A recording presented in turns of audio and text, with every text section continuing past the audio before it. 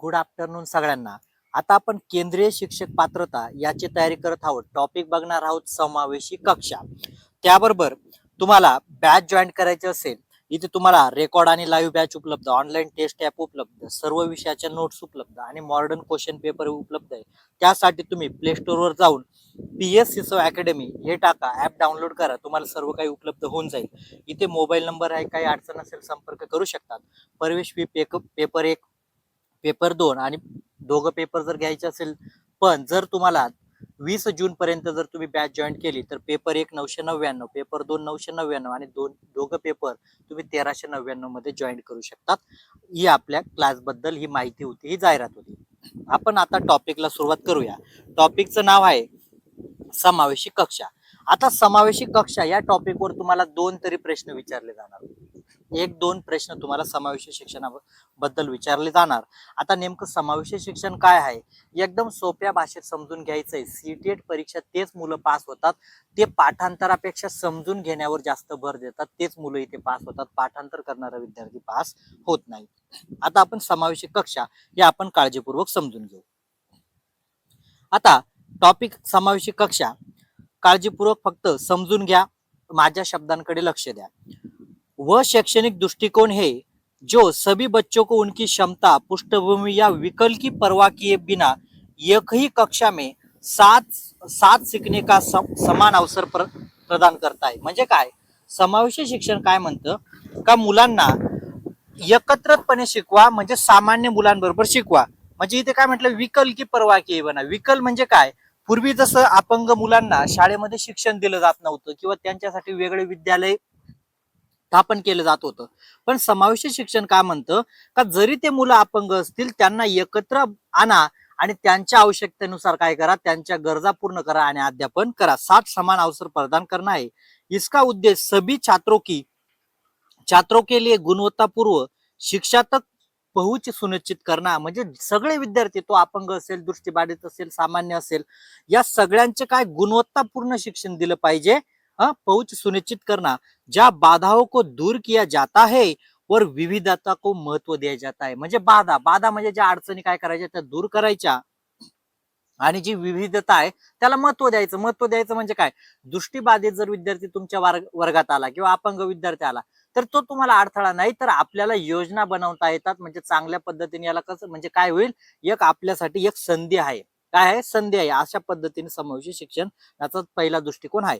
त्याच्यानंतर मूल सिद्धांत काय म्हटले बघा, मूल सिद्धांत विविधता का सम्मान और सहभागिता और सभी के लिए समान अवसर. बघा, विविधताचा सम्मान. आता बघा इथे एक चित्र दाखवलेले, यामध्ये एक विद्यार्थी अपंग आहे आणि तो बाकी विद्यार्थ्यांबरोबर जे सामान्य विद्यार्थी त्यांच्या बरोबर बसलेला आहे. म्हणजे इथे समावेशी शिक्षणाचा मूल सिद्धांत काय म्हणतो का सगळ्यांना सहभागी करा. जो अपंग असेल, दृष्टिबाधित असेल, त्यांना सहभागी करा आणि अवसर उपलब्ध करून द्या. अवसर म्हणजे असं नाही तू अपंग आहे किंवा दृष्टिबाधित आहे मग तुला काय शाळेची गरज नाही, असं करून चालणार नाही. तर काय करायला पाहिजे, प्रत्येकाला संधी उपलब्ध करून दिली पाहिजे. त्याच्यानंतर लक्ष्य शारीरिक या मानसिक क्षमता वाले बच्चों को अलग थलग करके मुख्यालय में शामिल करना. बघा, अलग थलग न करके म्हणजे काय, मानसिक अक्षमता असेल, शारीरिक क्षमता असेल, यांना वेगळं करायचं नाही. म्हणजे काय, दृष्टिबाधित जरी विद्यार्थी त्यांना काय करायचं, एकत्रितपणे शिकवायचं, कुठेच वेगळं करायचं नाही. मग तुम्हाला प्रश्नच विचारला जाईल का अलग करण्याचे आहेत, तर अजिबात नाही. त्यांना एकत्रित रूपने त्याचं शारीरिक असेल, मानसिक असेल, अक्षमता असेल, त्याला सामान्य मुलांबरोबर शिकवायचं. का शिकवायचं हे तुम्हाला पुढे कळणार आहे. शिक्षक की भूमिका. आता शिक्षक की भूमिका काय, बाल केंद्रित दृष्टिकोन अपनाना, लचीली शैक्षणिक पद्धती और वैयक्तिक निर्देश देणार. निर्देश कसे पाहिजे, वैयक्तिक. सर्वांसाठी एक निर्देश देऊन चालेल का, आणि शिक्षण पद्धती कोणची पाहिजे, बाल केंद्रित. म्हणजे विद्यार्थ्यांना काय पाहिजे, आता उदाहरणार्थ पहिलीच्या वर्गात विद्यार्थी आला, त्याला खूप गोष्टी माहित नसतात, काही गोष्टी माहित असतात. मग तुम्ही जर म्हटले तू पहिलीला आला तरी तुला माहित नाही का, असं म्हणून चालेल का. पण विद्यार्थ्यांचं वय असेल, त्याची बुद्धिमत्ता असेल, त्याची विचारशक्ती, या गोष्टी लक्षात घेतल्या पाहिजे. म्हणजे बाल केंद्रित दृष्टिकोन तुम्ही विचारात घेतला पाहिजे. लचीली शैक्षणिक पद्धती. लचीली म्हणजे काय, आता एखादा समान पातळीवर समजा विद्यार्थी, जरी तो 6 वर्षाचा आहे पण सर्वच गोष्टी एका वेळेस सांगून समजतील का, तर अजिबात नाही. मग एखादा दृष्टिबाधित विद्यार्थी असेल किंवा सामान्य विद्यार्थी असेल, त्याला जरी समजत नसेल तर त्याला 2 वेळा सांगा. म्हणजे अध्यापन पद्धती काय करा, लचीली करा. त्याच्यानंतर वैयक्तिक निर्देश देणं. वैयक्तिक निर्देश देणं म्हणजे काय, समान निर्देश देऊन चालणार नाही. समान म्हणजे एकाच पद्धतीने आता आपण जर सांगितलं पहिलीच्या विद्यार्थ्यांना पहिल्याच दिवशी सर्वांनी 1 ते 100 पर्यंत 1-2 लिहून टाका, तर ते लिहिणार नाही. मग तुम्हाला काय करावं लागेल, ए बाबा तुम्ही काही मुलं 100 पर्यंत लिहा, पण काही मुलांनी 20 पर्यंत तरी लिहिले तरी चालेल. म्हणजे काय केले, विभेदी निर्देश तुम्ही देऊ शकतात. त्याच्यानंतर काय म्हटले बघा, कानून आधार बघा, कानून आधार दिव्यांगजन अधिकार अधिनियम 2016 के प्रावधानों के अनुसार ये सभी बच्चों के लिए समान गुणवत्तापूर्ण शिक्षा की वकालत करता है. म्हणजे 2016 मध्ये जेव्हा दिव्यांग हा कानून पास झाला, तर त्यामध्ये असं तरतूद करण्यात आली का या मुलांना पण सामान्य विद्यार्थ्यांपर्यंत काय केलं पाहिजे, गुणवत्तापूर्ण आणि समान रूप से संधी दिली पाहिजे. काय केलं पाहिजे, गुणवत्तापूर्ण शिक्षण देऊन समान संधी दिली पाहिजे. त्याच्यानंतर समान अवसर व सामर्थ्य बघा, आता समान अवसर आणि सामर्थ्याचा फायदा काय होतो हे तुम्हाला कळेल. ये सुनिश्चित करते है कि छात्र चाहे वंचित समूह से हो या दिव्यांग हो, उन्हें समान रूप से सीखने के संसाधन और सहायता मिले. म्हणजे जर एखादा विद्यार्थी अपंग असेल, जर त्या विद्यार्थ्याला तुम्ही वेगळ्या शाळेमध्ये टाकलं किंवा त्याला बाजूला बसवलं, तर त्याच्यावर काय होईल, मानसिक दडपण पडेल. यार मी अपंग आहे म्हणून मला सरांनी इकडे बसवलं किंवा दुसऱ्या शाळेत टाकलं. पण जर तुम्ही सामान्य वर्गात बसवलं, म्हणजे वंचित मुलं असतील, आर्थिक परिस्थिती त्यांची बेताची असेल, या सर्वांना सामान्य मुलांबरोबर जर बसवलं तर नक्कीच त्यांच्यामध्ये सामर्थ्य निर्माण होईल. बघा आमचे सर चांगले आहेत, शाळा चांगले, आम्ही अपंग असून सुद्धा बाकीची मुलं आमच्या बरोबर खेळतात, आमचे सर पण आम्हाला समजून घेतात. म्हणून काय केलं पाहिजे, त्यांच्यामध्ये सामर्थ्य निर्माण होण्यासाठी त्यांना एकत्रित घेतलं पाहिजे. मग आता तुम्हाला काय केलं जाईल, याच्याने काय फायदा होतो, समान अवसरवर सामर्थ्य निर्माण होत आहे. आणि काय निर्माण होतं, त्यांना एकत्रित बसवतो. त्याच्यानंतर स्वस्थ और सहयोगात्मक वातावरण बघा, स्वस्थ और सहयोगात्मक वातावरण, कक्षा में विविधता से छात्रों एक दूसरे के दृष्टिकोण को समझते हैं, जिससे टीम वर्क समस्या समाधान कौशल्य का विकास होता है. बघा म्हणजे विद्यार्थी एकत्र आले तर वेगवेगळे दृष्टिकोन बघायला भेटतील. आता उदाहरणार्थ वंचित पृष्ठभूमीतील एखादा विद्यार्थी असेल, त्याच्या आर्थिक परिस्थिती असेल किंवा झोपडपट्टीमध्ये तो किंवा आदिवासी भागात राहत असेल, तर त्याचा काही दृष्टिकोन वेगळा असेल का नाही. तो त्याच्या संस्कृतीमधून त्याच्या भाषेमधून काहीतरी दृष्टिकोन शाळेत घेऊन आला. पण जेव्हा त्याला टीम वर्क म्हणजे ज्या वेळा तो सामान्य विद्यार्थ्यांबरोबर एकत्रित येईल, त्यावेळा काय होईल, खूप चांगले कौशल्य पण त्याला आत्मसात होऊन जातील. आणि तो काय करेल, टीम वर्क करेल. म्हणजे काय, गटामध्ये काम करण्याची त्याला सवय लावेल. याच्यामुळे काय होईल, समस्या समाधान कौशल्य का विकास होत आहे. म्हणजे नवनवीन कौशल्य पण त्याला माहित पडतील. याच्यासाठी काय केलं पाहिजे, सहयोगात्मक वातावरण निर्माण केलं पाहिजे. काय केलं पाहिजे, मग समावेशी शिक्षणाचा अजून उद्देश काय आहे, सहयोगात्मक वातावरण निर्माण केलं पाहिजे. कळालं. त्याच्यानंतर काय म्हटले बघा, सामाजिक विकास. आता सामाजिक विकास कसा होतो बघा, विभिन्न पृष्ठभूमि के साथ विभिन्न पृष्ठभूमि के साथ मिलकर पढ़ने से विद्यार्थियों के पूर्वग्रह दूर होते हैं और वो एक समावेशी समाज के प्रति संवेदनशील विकसित करते. समाज के प्रति और वे एक म्हणजे काय, म्हणजे मुद्दा, ज्या वेळा तुमच्या वर्गात विविध संस्कृतीतील विविध पृष्ठभूमीतील विद्यार्थी एकत्र येतील, त्यांचे जे पूर्वग्रह आहेत त्या पूर्वग्रहांसंदर्भात ते काय होतील, परिचित पण होतील आणि त्यांच्या संदर्भात काय होईल, संवेदनशील पण होतील. आता एखादा विद्यार्थी असेल, का सर आमच्याकडे हा सण साजरा केला जातो, मग त्या बाकीच्या विद्यार्थ्यांना पण माहिती मिळेल ना, अरे बाबा यांच्याकडे समजा, आता उदाहरणार्थ आपण महाराष्ट्रात राहतो, आपल्याकडे बैलपोळा एकदम चांगल्या पद्धतीने साजरा केला जातो. मग जर विद्यार्थ्यांना सांगितलं का बैलपोळा, आता शहरातील मुलांना एवढं माहित नाही बैलपोळा म्हणजे काय, पण ग्रामीण भागातील मुलांना माहित आहे बैलपोळा सण का महत्वाचा आहे, प्राण्यांना कसं सजवलं जातं. म्हणजे काय होईल, त्या सणाबद्दल संवेदनशीलपणा निर्माण होईल, प्राण्यांबद्दल पण तुमची भावना चांगली निर्माण होईल आणि जी संस्कृती त्या मुलांची ती संस्कृती पण काय होईल, तुम्हाला आपुलकी वाटेल. म्हणजे सामाजिक विकास सुद्धा होईल. आणि सामाजिक विकास केव्हा होतो, ज्या वेळा दुसऱ्या संस्कृतीची ओळख आपल्याला होते, भाषेची ओळख होते, संस्कृतीची ओळख होते, तेव्हा सामाजिक विकास व्हायला लागतो. त्याच्यानंतर म्हटलंय अकादमिक प्रदर्शन में सुधार. अकादमिक म्हणजे शाळा क्लासेस, याला अकादमिक प्रदर्शन मध्ये सुधार कसा होतो बघा, जब शिक्षा को विभिन्न सीखने की शैलियां लर्निंग स्टाइल के अनुसार अनुकूल किया जाता है तो सभी छात्र अपनी पूरी क्षमता तक पोहोच पाते हैं. म्हणजे अकादमिक प्रदर्शन केव्हा सुधार होईल, आता एखादा श्रवण बाधित विद्यार्थी असेल, त्याच्यासाठी तुम्ही साइन लँग्वेजचा उपयोग करू शकता. दृष्टीबाधित असेल, त्याच्यासाठी श्रवण जे सामग्री असेल त्याचा उपयोग करू शकतात. मग याच्याने काय होईल, वेगवेगळ्या शैक्षणिक पद्धती वापरल्यामुळे काय होईल, जी शिक्षण पद्धती तुमची काय होईल, एकदम चांगल्या पद्धतीने होईल आणि त्याच्यामध्ये सुधार निर्माण होईल. हा, त्याच्यामुळे छात्र काय करेल, आपली जी क्षमता आहे ती पूर्णपणे जाणून घेईल आणि तिथपर्यंत पोहोचेल, म्हणजे अकादमिक सुधार होईल. त्याच्यानंतर म्हटलंय रूढीवादी धारणा में कमी. बघा आता रूढीवादी धारणा कशा कमी होतात हे आपण बघूया. ये शिक्षा प्रणाली में समावेशक लाकर. बघा समावेशक लाकर म्हणजे एकत्रित लाकर, समाज में मौजूद असमानता और रूढ़िवाद सोच को कम करते. बघा आता उदाहरणार्थ रूढीवादी सोच म्हणजे विचार कसं, बघा आता आम्ही कुठे ग्रामीण भागामध्ये राहतो, तर आम्ही शेतकऱ्यांची मुलं, तर ग्रामीण भागामध्ये काय केलं जातं, म्हणजे तू आता जे शेतकऱ्याची मुलं त्यांना माहित आहे का, जेव्हा पावसाळा चालू होतो आणि या पावसाळा झाल्यानंतर आपण जे वेली असतात बघा, तुम्ही गिलक वगैरे भोपळा वगैरे यांच्या वेली बघितल्या असेल, तर या मुलांना सांगितलं जातं का तुम्ही त्या वेलींना ओलांडू नका, तुम्ही तुम्ही काय होणार, म्हणजे तुम्हाला दिसणार नाही, तुम्हाला अंधत्व होईल. मग आता ही काय झाली, एक अंधश्रद्धा आहे. पण याच्या मागील नेमकं कारण काय आहे, का हिरवा साप त्याच्यामध्ये लपलेला असेल तो तुम्हाला चावागेल, त्यामुळे काय करू शकत तुम्ही त्याला ओलांडू नका, तेव्हा त्यांच्यामध्ये जाऊ नका. पण मग मला सांगा, आता आम्ही शेतकऱ्याची मुलं आहेत, आम्ही जर अजून चांगल्या मुलांमध्ये जर संपर्कामध्ये बसलो तर आम्हाला याच्यामधला भेद कळेल का नाही. म्हणजे जेणेकरून काय होईल, एखादा विद्यार्थी जरी रूढीबद्ध धारणाने असेल, तो जर म्हणत असेल परीक्षेमध्ये पास केव्हा होता येतं, जेव्हा आपण नारळ फोडतो, त्याला हे कोणीतरी सांगितलं असेल. पण ज्या वेळा तो 4 मित्रांमध्ये बसेल, त्याला सांगितलं जाईल नाही बाबा अभ्यास करावा लागतो तेव्हा पास होईल, म्हणजे काय होईल, तुमची रूढीबद्ध धारणा आपोआप कमी होऊन जाईल. हा समावेशी शिक्षणाचा फायदा होतो. त्याच्यानंतर मुख्य बाते तुम्हाला काही सांगितले बघा, मुख्य बाते आता कशावर लक्ष दिलं पाहिजे, सभी को सभी को शामिल करना. सभी को शामिल करना म्हणजे ते दृष्टिबाधित असेल, विकलांग असेल, सगळे असेल. ये शिक्षा प्रणाली में उन बच्चों को शामिल करने पर केंद्रित है जिन्हें पहले बाहर रखा जाता था.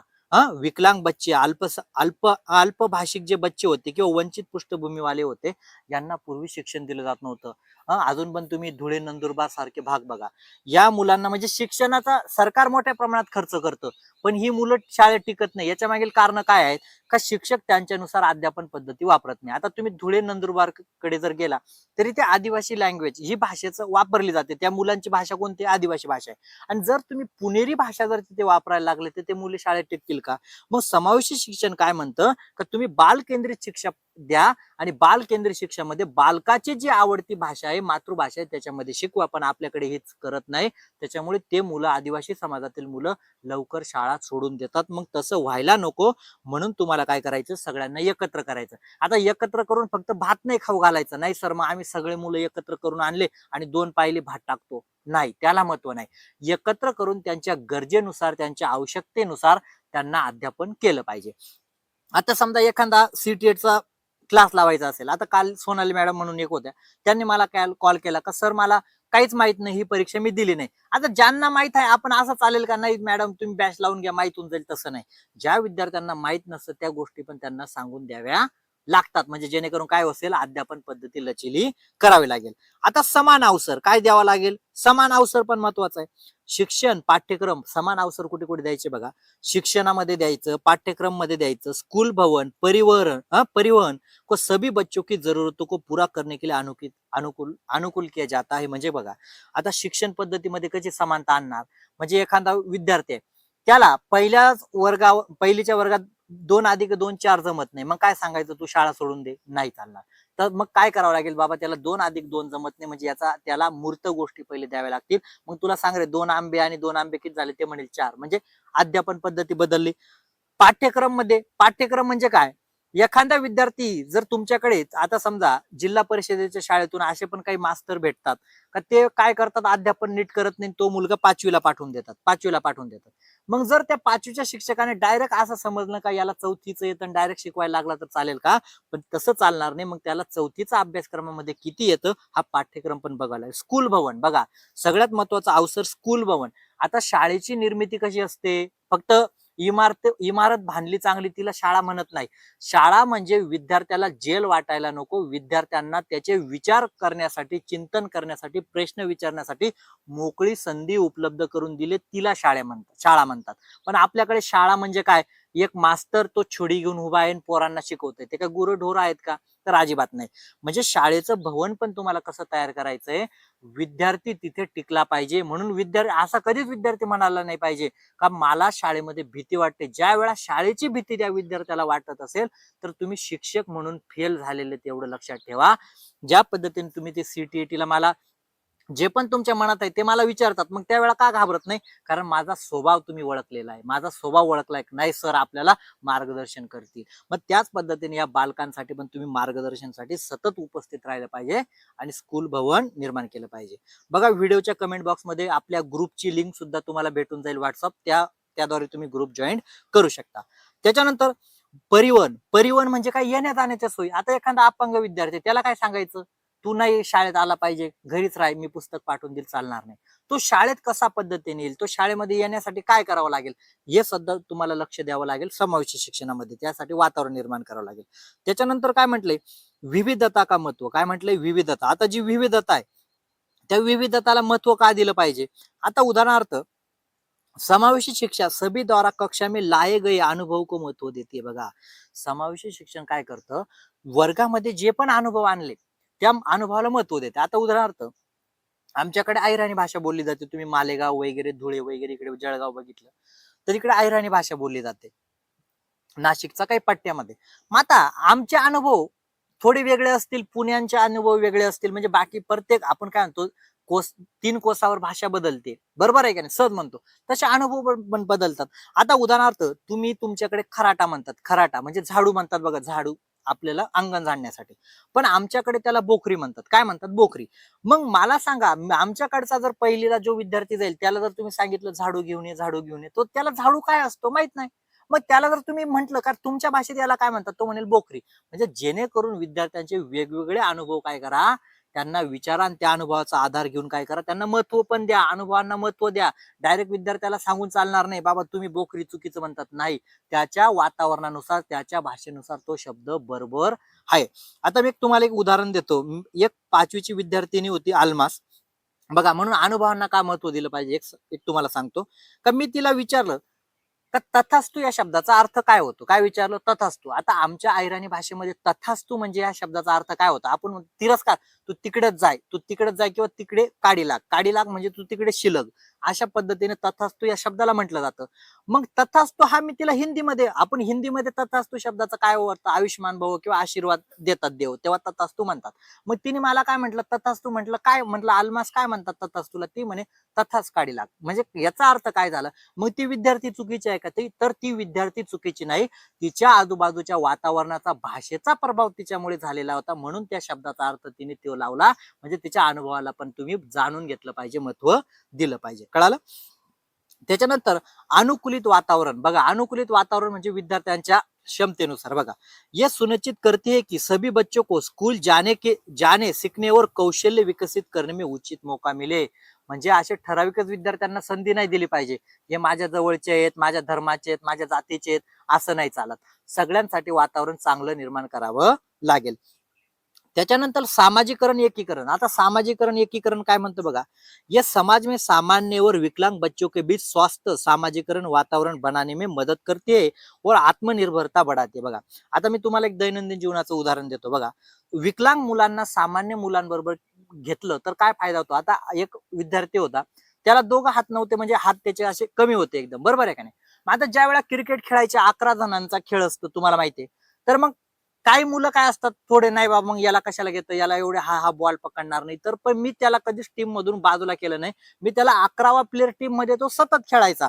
मग याच्याने काय झालं का त्या विद्यार्थ्याला एवढी आवड निर्माण झाली त्या क्रिकेट खेळाची, आत्मविश्वास निर्माण झाला, तो क्रिकेट खेळू लागला. म्हणजे जेणेकरून तुम्हाला पण काय करायचं, सामाजिकरण निर्माण करायचं असेल तर त्यांना सामान्य मुलांबरोबर एकत्रित घ्यावं लागेल, तेव्हा त्या मुलांमध्ये सामाजिकरण निर्माण होईल. फक्त अपंग मुलं बाजूला करून दिले आणि सामान्य मुलं वेगळे केले तर सामाजिकरण दोघांमध्ये निर्माण होईल का, तर अजिबात नाही. मग समावेशी कक्षण तुमचा खेळ असेल, तुमचा वर्ग असेल, याच्यामध्ये काय केलं पाहिजे, एकत्र केलं पाहिजे. त्याच्यानंतर काय म्हटलं बघा, अंधे बच्चों के लिए ब्रेल लिपी का उपयोग करना. म्हणजे आता दृष्टिबाधित आहे, त्याला मुद्रित साहित्य चालणार नाही, मग त्यासाठी ब्रेल लिपी का उपयोग करना. चित्र, स्मार्ट बोर्ड, अन्य विषय संसाधन का उपयोग करना. बच्चों की वैयक्तिक भिन्नताओं के अनुसार अलग अलग बघा अलग अलग तरह की शिक्षा का प्रदान करना, म्हणजे त्याच्या वैयक्तिक भिन्नतेनुसार. आता ज्या विद्यार्थ्याला ऐकू येत नसेल त्याला टेप रेकॉर्ड लावून चालेल का? तर अजिबात नाही. तर त्याला साइन लँग्वेज, जे चित्र दिसेल ते चालेल. जो दृष्टीबाधित आहे त्याला पुस्तक देऊन चालणार नाही, त्याला ब्रेल लिपी, पर्श्य साहित्य द्यावं लागेल. म्हणजे काय, अलग अलग शैक्षणिक योजना वापराव्या लागतील. आता समावेशी शिक्षणाचा काय उद्देश नाही हे आपण बघूया. आपण उद्देश बघितले, आता समावेशी शिक्षणाचे काय उद्देश नाही ते उद्देश पण आपण समजून घेऊ. पहिलं म्हटले वर्गीकरण करणं. आता बघा, मी सांगितलं का तुम्हाला मुलांना वर्गीकरण करा, वेगळं करा, असं अजिबात नाही. म्हणजे ज्या ऑप्शन मध्ये तुम्हाला वर्गीकरण करणं, अलग करणं आलं असेल ते निगेटिव्ह असेल, ते तुमचं उत्तर नसेल. नामांकित करणं, नामांकित करून चालेल का? तू त्या जातीचा आहे, तू त्या धर्माचा आहे, तू अपंग आहे, तू दृष्टीबाधित आहे, अजिबात चालणार नाही. हातोत्साहित करणं चालेल का? आता जसं त्या आल्मासने मांडलं होतं काय म्हटलं, तथास्तु शब्दाचा अर्थ बरोबर आहे काय? मी म्हटलं असं असतं, हा तू काही पण सांगते, काही पण नाही सांगते, ती बरोबर आहे, फक्त तिला आपण काय नाही, बाबा तू बरोबर सांगते, तुझ्यानुसार तो अर्थ बरोबर आहे. म्हणजे हातोत्साहित करून चालणार नाही, प्रोत्साहित. उपेक्षा करून चालेल का? उपेक्षा करून नाही. हा, उपेक्षा करणं. एक समान निर्देश देऊन चालेल का? सगळ्यांसाठी एक नियम, तर अजिबात चालणार नाही. व्यक्ती भिन्नता का अनादर करणं. ज्या ठिकाणी तुम्हाला वैयक्तिक भिन्नता का अनादर करणं, म्हणजे वैयक्तिक भिन्नता. आता बघा, सीटेट तुम्ही पहिल्याच वेळा पास झाले नाही, मग मी असं म्हणायचं काय, चायला ते माझ्याकडे क्लास लावला, ते सगळे पास झाले, बाकी नापास झाले, मग तुम्ही काही कामाचं नाही, असं नाही चालत. म्हणजे ज्या पद्धतीने तुमच्यामध्ये वैयक्तिक भिन्नता आहे, त्याच मध्ये विद्यार्थ्यांमध्ये पण वैयक्तिक भिन्नता पाहिजे. त्याचा अनादर करून चालणार नाही, तर त्याचा आदर केला पाहिजे. का सगळेच एकाच गतीने शिकणार नाही. आपण सहज म्हणतो आपल्या हाताची पाची बोट सारखे नाही, मग विद्यार्थ्याची बुद्धिमत्ता सारखीच असेल का? त्याच्या गरजेनुसार त्याला द्यावाच लागेल. अशा पद्धतीचा हा समावेशी शिक्षण हा टॉपिक होता. या समावेशी शिक्षण काळजीपूर्वक अभ्यासा, हा समावेशी शिक्षणाचा महत्वाचा उद्देश आहे. काय केलं नाही पाहिजे, काय केलं पाहिजे हे तुम्हाला कळालेलं आहे. त्यामुळे लवकरात लवकर बॅच जॉईन करा. तुम्हाला 20 जून पर्यंत ऑफर आहे. 20 जून पर्यंत ऑफरचा फायदा घ्या. प्ले स्टोअरवर जा, ऍप डाउनलोड करून घ्या, PSC सर्व अकॅडमी, आणि अभ्यासाला लागा. आणि ग्रुप कमेंट बॉक्समध्ये तुम्हाला व्हॉट्सअप ग्रुपची लिंक मिळून जाईल. आणि जास्तीत जास्त विद्यार्थ्यांना व्हिडिओ शेअर करा. हा डेमो व्हिडिओ होता.